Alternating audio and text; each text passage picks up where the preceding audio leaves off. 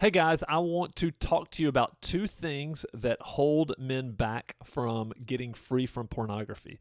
And then I'm going to share a story with each one of these things from my own personal life, just as an example, and maybe even as a warning to you all. So, first thing that keeps us from dragging this issue out into the light is fear.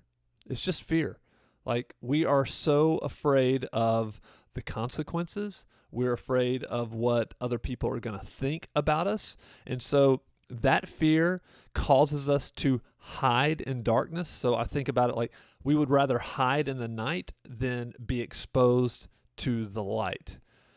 And I mean, there's all kinds of things. So what happens when we start thinking about this is we start to tell ourselves that we have it under control, that we can handle it, that we can manage it. Or we compare ourselves and say, well, at least it's not that bad. And I remember, like, for my own story, I remember sitting in church and there was a pastor who had been serving with us at our church, and this pastor was let go because they found out that he had an addiction to pornography.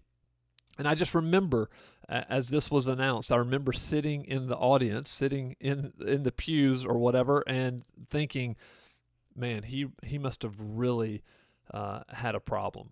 And that was just a small justification that allowed me to say, well, I don't have it that bad. Like, I'm not doing this every day, so therefore it's not that big of an issue.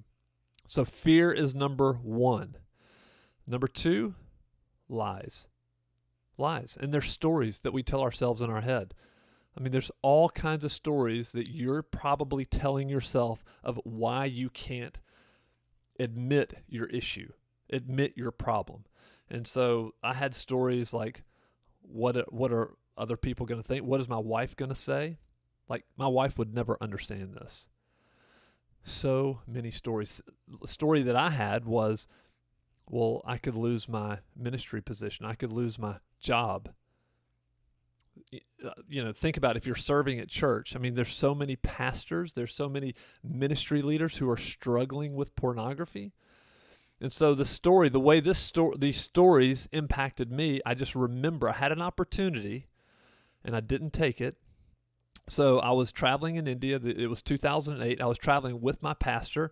At the time, I'm still a member of the church at Brook Hills, so it was David Platt, who now many people know who David Platt is, but I was traveling in India with David Platt, and we were in extreme North India. We were in Kashmir, and we were with a group, probably about 6 of us, and I just remember at this point, it was just he and I, and we were sitting there, or standing there, and he asked me a question.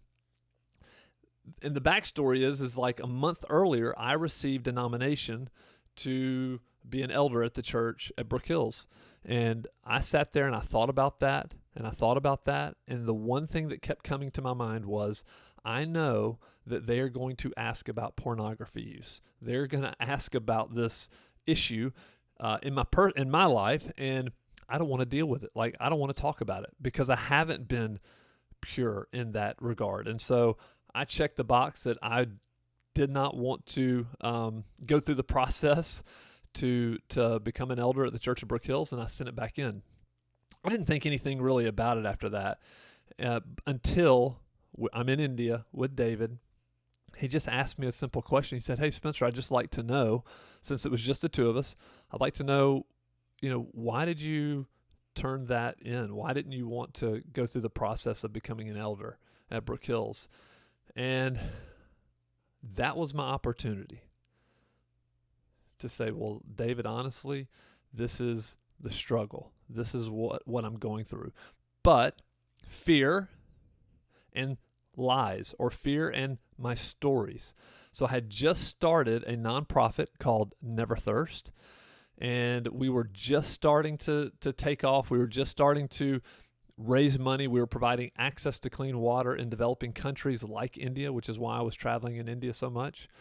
And so what I did was I just told David, it's really, I'm going to be traveling so much with Never Thirst that I don't think I'll have time to serve. And he was like, yeah, I totally get to understand that. That was my opportunity. So do you see how fear and lies keep us from getting help? The help that we need. Like, instead, we hide in the night and we don't drag it out into the light. And I will just say, so what happens is we stay stuck in the circle of insanity because, I've talked to enough men, I've dealt with enough men openly and honestly about in this conversation to understand that when we fall into pornography, when we act out with porn, we find ourselves in this pit of shame and self-hatred. We can't believe we've done it again. But we convince ourselves that we can get it under control.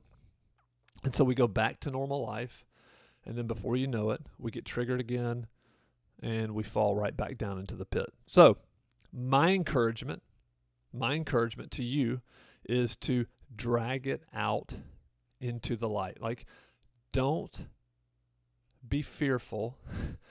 Don't listen to the lies. Don't listen to the stories.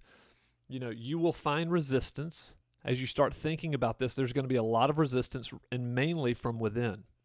Because honestly, Satan doesn't want you to come out and talk about it. He's the father of lies, so he would rather you still believe lies, and he would rather you still tell lies than to drag it out.